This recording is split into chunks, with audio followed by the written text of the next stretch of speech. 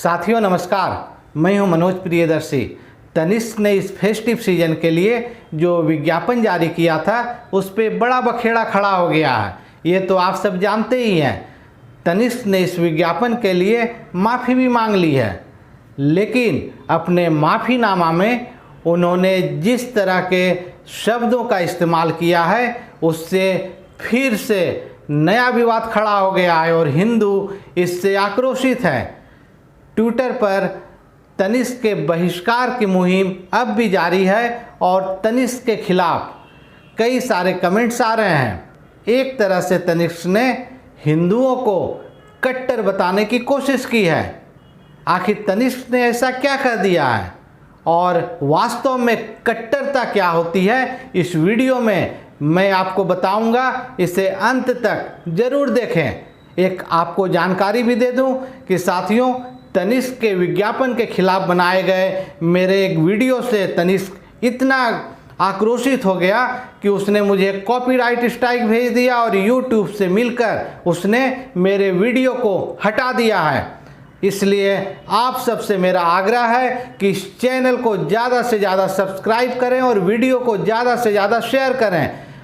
आपकी शक्ति ही मुझे हिंदुओं की एकता को आगे बढ़ाने में मदद करेगी और मैं ऐसे वीडियो बना पाऊंगा। इसलिए चैनल को तुरंत सब्सक्राइब कर लें और घंटी का बटन भी दबा दें।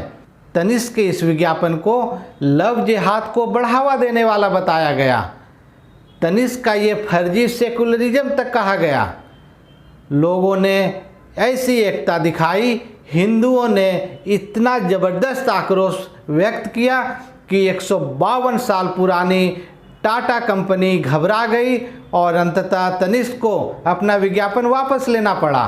तनिष्क ने अपने विज्ञापन पर गहरा दुख व्यक्त करते हुए कहा कि उनकी कोशिश थी कि दो परिवारों, दो समुदायों को इस विज्ञापन के माध्यम से करीब लाया जाए, लेकिन इसके अलावा उसने जो अंत में बातें कही वो आहत करने वाली है हम हिंदुओं को।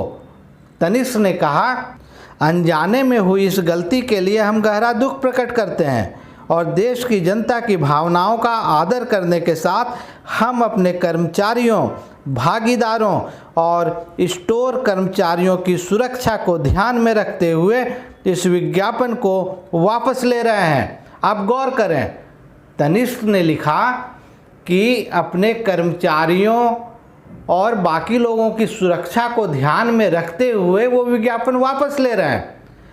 सवाल इन्हीं शब्दों पर खड़ा हो गया है। क्या हिंदू इतने कट्टर और असहिष्णु हैं जो आपको डर लगने लगा और आपने इस तरह के शब्दों का इस्तेमाल किया? आखिर आपको ज़रूरत ही क्या थी ये शब्दों का इस तरह इस्तेमाल करने की? क्या हिंदुओं ने आपके किसी शोरूम को निशाना बनाया, कहीं तोड़ फोड़ की, किसी कर्मचारी पर हमला हुआ? सबसे पहली बात तो यह है कि मैं इस तरह की हिंसा का घोर विरोधी हूँ और ये मेरा मानना है कि शालीनता के साथ, सम्मान के साथ अपनी बात रखनी चाहिए, लेकिन जब बात हिंदुओं की भावनाओं को चोट पहुँचाने की आती है तो निश्चित तौर पर सवाल खड़े होते हैं। क्या आपको हिंदुओं से डर लगता है जो आपने इस तरह के शब्दों का इस्तेमाल किया? और इन्हीं शब्दों का विरोध लोग, हिंदू धर्म के लोग कर रहे हैं। मैं आपको एक दो ऐसे ट्वीट बताता हूं जिसे जानकर ये पूरा कंक्लूजन सामने आएगा कि वास्तव में आपने किस तरह हमारी आस्था को चोट पहुंचाई है, हमारी भावनाओं के साथ फिर से खिलवाड़ किया है। तनिष्क के विज्ञापन वापस लेने वाले पोस्ट पर जवाब देते हुए कुलदीप मिश्रा नामक एक ट्विटर यूजर लिखते हैं, तनिष्क वालों, ना किसी ने दुकान तोड़ी, ना किसी को मारने की कोशिश हुई, ना कहीं हमला हुआ। बस एक बार, सिर्फ एक बार यही ऐड उल्टा बना दो, तब ये लेटर ऐसा नहीं लिखोगे, सीधे मीडिया में आके पैर पकड़ के माफ़ी मांगोगे। हम हिंदू हैं, इसलिए तुम जैसे लोग ये सब कर लेते हो, वरना तुम्हें भी पता है कि क्या होता। एक भी दुकान नहीं बचती, कितने लोग मारे जाते, तब कहते कि हमसे गलती हो गई है। वैसे ये भाईचारा वाला काम सिर्फ हिंदू ही क्यों करें, मुस्लिम क्यों नहीं?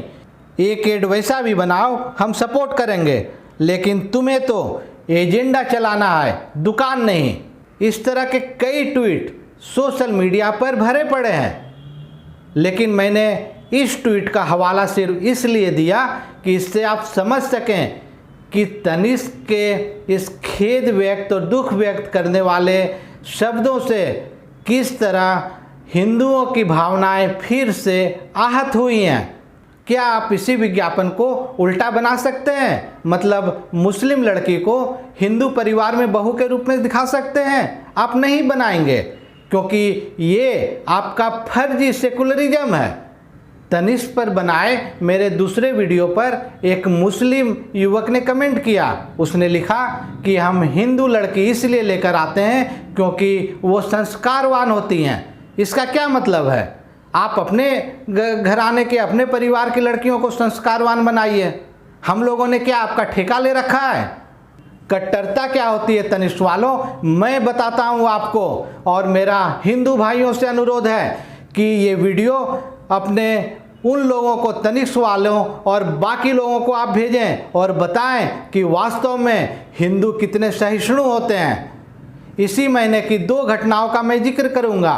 पहली घटना दिल्ली की है। 18 साल के राहुल राजपूत को इसलिए मार डाला जाता है, उसकी बेरहमी से हत्या कर दी जाती है क्योंकि वो अपने पड़ोस के मुस्लिम लड़की को प्यार करता था।